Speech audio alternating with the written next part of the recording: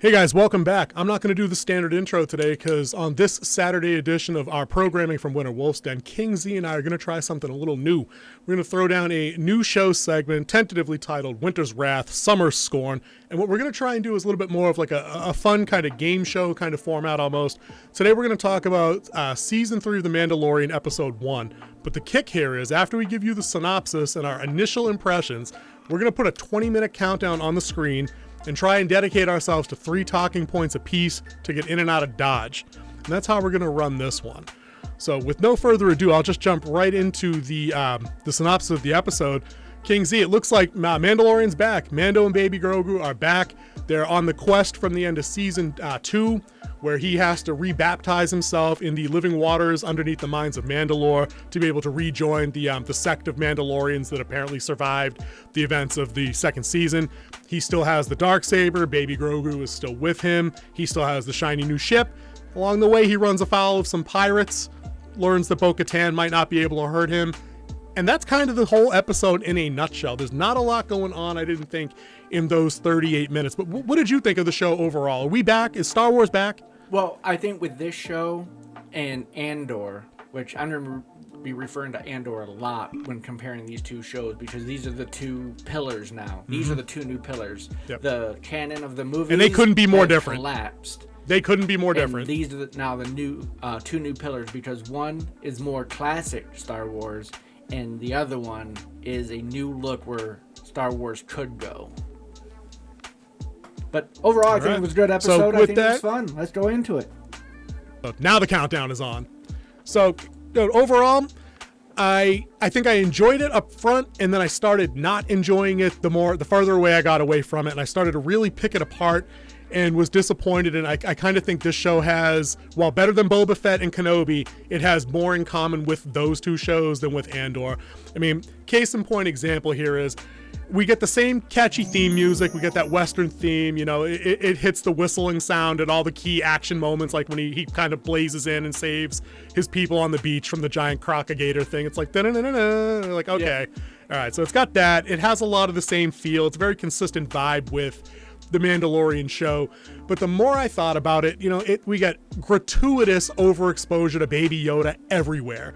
This character is not that compelling. It's just not. And I thought they neatly wrapped up his presence on the show at the end of season 2.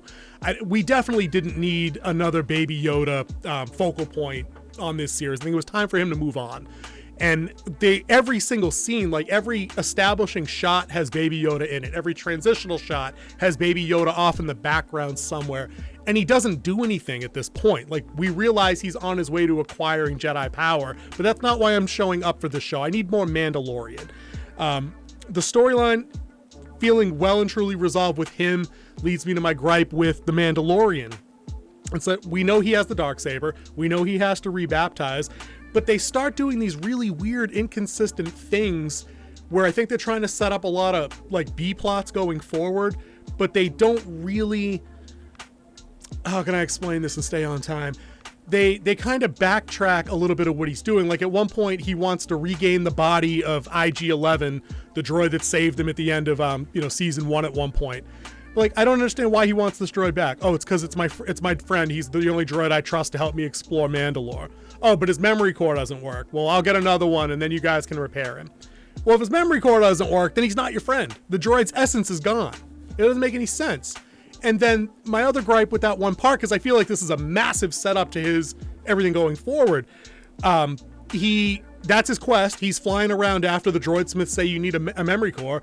But instead of finding one, he goes to, I don't remember the planet's name, I think it was Calvana or something like that. And he finds Bo-Katan, and he's trying to rejoin her crew to go do the Mandalore thing. And then he's like, all right, fuck it, I'll go alone.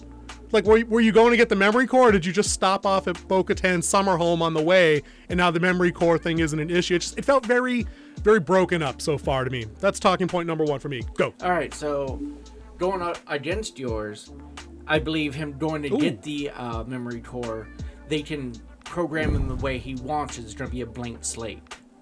They did his basic programming of him being a combat droid, and then turn him into who he needs to be. You can reprogram a computer. The side quest to the other Mandalorian one, I believe it was just kind of on the way, so might as well make a stop since you were hoping to get that help anyways. He's trying to build up his posse, and he's also in the first episode they're trying to show all the challenges he's going to have in this upcoming episode. Number one bad guy introduced, the pirate. Pirate's going to be on him the whole season. Mm-hmm. 2, you know he's going to be on his own. 3, you're going to know that we have to figure out how Baby Yoda, or Grogu, or the child, got from the Jedi Academy back to him. And I believe that the purpose of him being back is to expand the Mandalorian, because as you can see, he's training Grogu to be a Mandalorian. You hear him talk about what it's like to be a Mandalorian and teaching him the creed. Yeah, cool. Good talking point for the first one. The second talking point for Winterwolf here. I think the pirate thing is an interesting idea. It succeeds in one spot for me and completely falls flat in another one. I like the idea of having a new big bad. I'm disappointed that apparently the Moff Gideon thing has been resolved completely. Like, he's incarcerated and awaiting execution or trial, or whatever they mentioned, because they kind of tied that into the, where's Cara Dune's character, which brings me kind of back into a larger point of the talking point that I had here with the pirates. I like that he stopped back on Navarro and he was hanging out with Apollo Creed again. I like seeing Apollo Creed kind of strutting around town as like the newly appointed High Magistrate. I didn't want to offend him and only say Magistrate. So, because I like seeing Carl Weathers at work in this role. It just suits him with the big, deep, basso kind of presentation. Mando! It suits him to do that. So I like getting that little bit of world building and seeing how Navarro has kind of changed. I like looking around that planet and seeing it's very well lived in now. There's people and creatures all over the place. There's hustle and bustle. So in that way, it feels different than crappy Boba Fett and crappy Kenobi, where it was always a ghost town everywhere they were. And it just got dull really quick.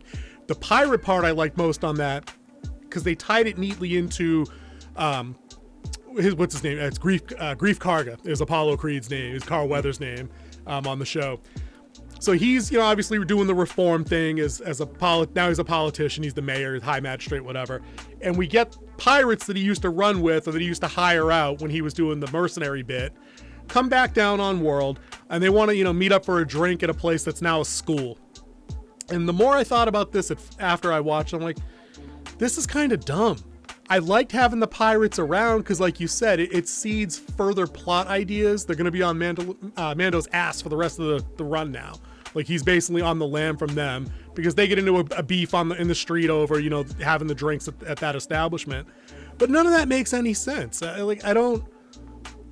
There's pirates that were drinking at a bar that 10 years ago was a bar, but now it's a school, and they can't understand why there's no alcohol. It just didn't work for me there. The only redeeming aspect to that scene was when they actually, Grief Karga actually rolls the robe back and he's still carrying, and he's ready to throw down the Old West duel, and he does, which was pretty sick. He blasts the sidearm out of the other guy's hand, like a bunch of idiots. His crew draws down on Mando and Grief Karga, and they just put everybody down except like the lead pirate, which it was cool to see that part. But again, it felt almost like forced drama that like they wanted to drink in a place that no longer had alcohol. And I was kind of like, I don't know, Favreau, this doesn't really seem like... I mean, you could have had that conflict in a different way. They could have just showed up to his office demanding favors now that, he's the head guy in charge and he can get stuff. I didn't like that. And my last point on the other pirate bit, dude, you have to have something to say about this. The Pirate King himself, could that have looked like a bigger rip-off, Wish version, discount bin, Halloween store Muppet face mask of anything else in universe? It looked ridiculous. Ridiculous. And it'll be hard, like, compared to like something like, was it Davy Jones in the Pirates of the Caribbean, right?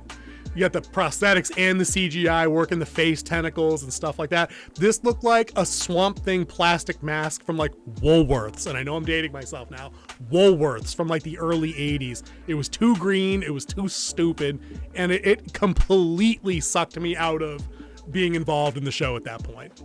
So maybe if you want to comment on the pirate and then give me your second talking point, that'd be great. All right. On the pirate, I think they were going for a Davy Jones style looking alien with it as you can see as he like kind of limped up, the Pirate King type thing, in which Davy Jones was technically the Pirate King, even though he was on the other side. Right. He was death of the pirates, and he was there to ferry the souls back and forth. I mean, if you want in the lore of everything, I do like the pirates in this. It does.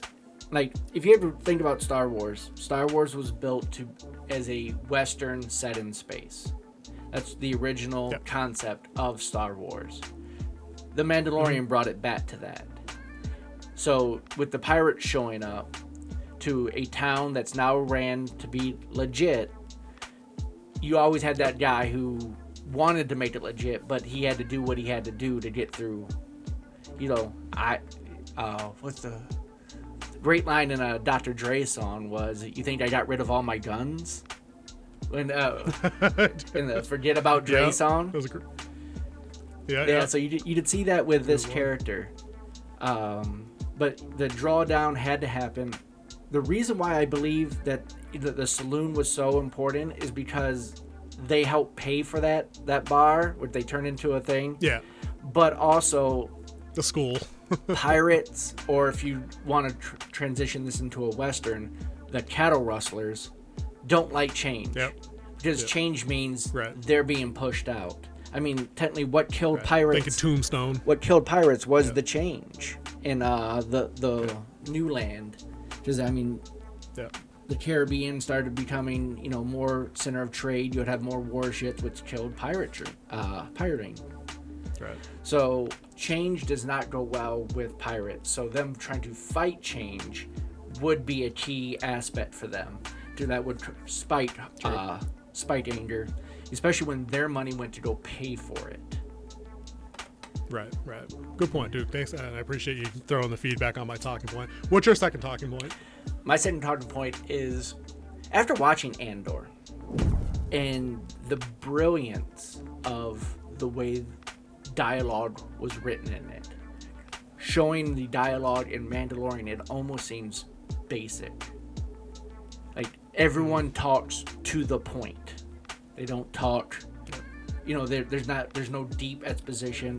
There's no killer speech like there was in most episodes of Andor, especially when you had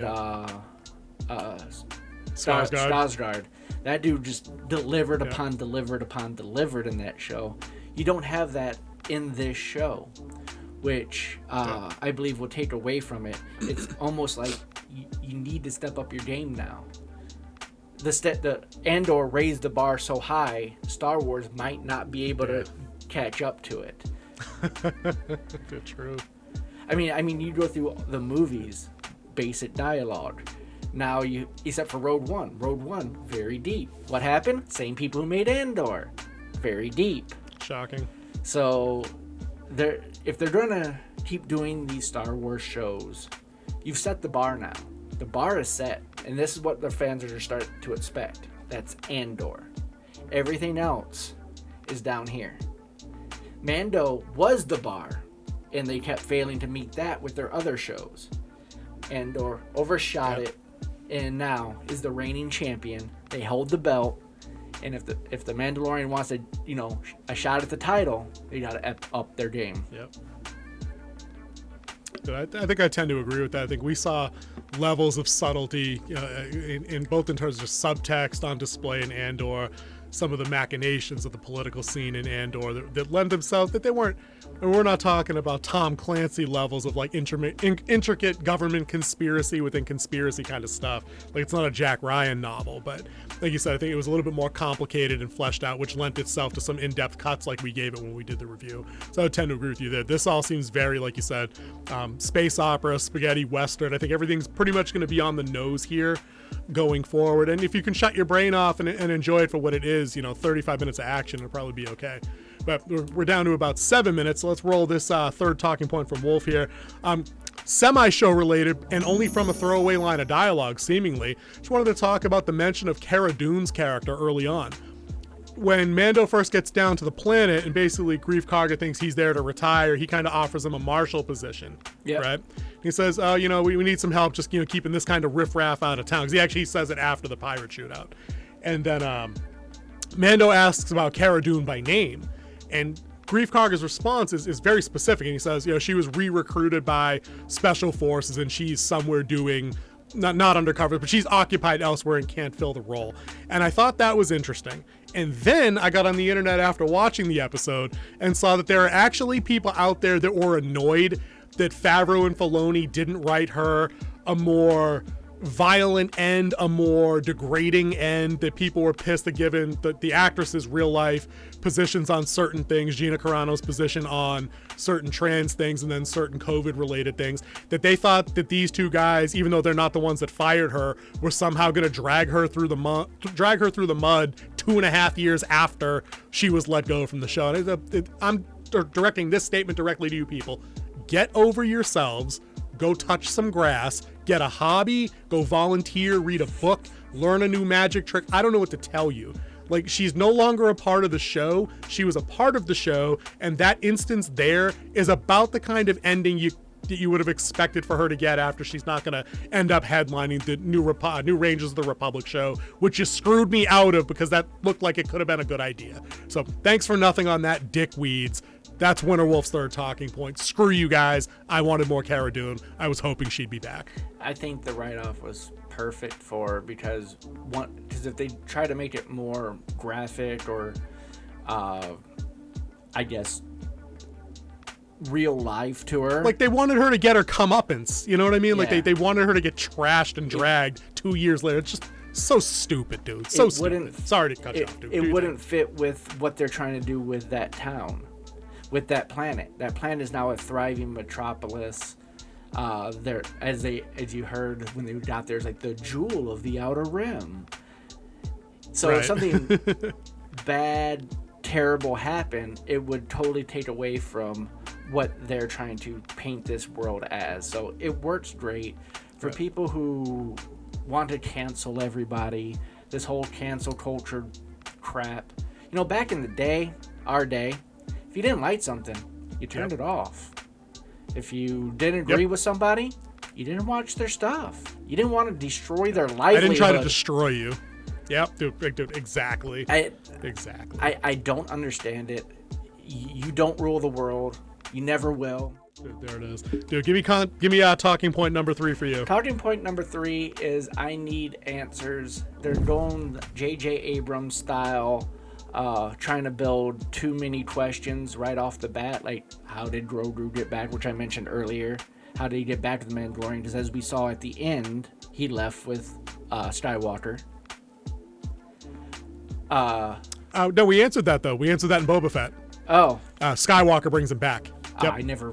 Skywalker actually brings him back to Mandalorian when Grogu makes the choice to leave Luke's training. Oh. That was an episode of The Mandalorian that was supposed to be in this season, but they had to inject it into the Boba Fett show because it was so bad. Okay. That was over the middle section of that show. So that's Never watched the show, so I guess I wouldn't know. You missed nothing except maybe those 2 episodes that CGI Luke Skywalker was in. Okay. Which I believe they do have. So give me a different. Give me a backup talking point. I do hope that they bring in Sebastian Stan as Skywalker again. Yes. He is a great lookalike for a young Mark Hamill. So it could work. It could definitely work. Definitely work. The rest I'm just going to sit back and watch. I really don't have a third talking point because there really wasn't much into this episode except trying to set up the whole story beats. I'm looking forward to seeing what they could do with the bombed out planet. I think that was a good touch to see the bombed out planet, like why Mandalore can't be gone back to, and that's because like they carpet bombed it for like hours with TIE bombers. Yep. So we'll see. We will see. All right. Yep, that's.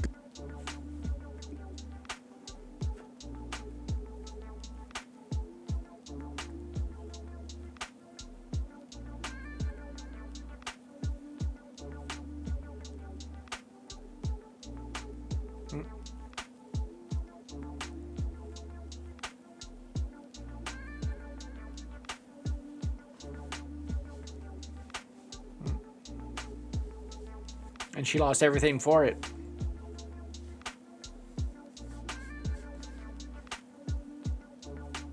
Coming back later. I didn't see anything written about her, the actress herself, coming back. Yep. You could definitely see that Sasha Banks isn't back. If you know who Sasha Banks is, she's a WWE wrestler. She was in season 2. She was like her right-hand girl. Yep. I believe she will also be a thorn in his side, maybe trying to hunt down the saber, find him at a weak point to take it from him. But also we found out that he could get that whole fleet if he just shows them the saber. And maybe it was to set that up. Maybe that was her whole thread, was just to set that up. Yeah, it's basically like an Aragorn angle with like if he who wields the blade can claim the allegiance, yada yada, like that kind of thing. So that could be kind of cool. All right, dude, we're under time. I think this is a pretty good flagship episode of Winter's Wrath, Summer's Scorn. That's King Z over there. We're not stretching this out. This is Winter Wolf. We'll see you guys in the next one for episode 2 of season 3's Mandalorian. Later.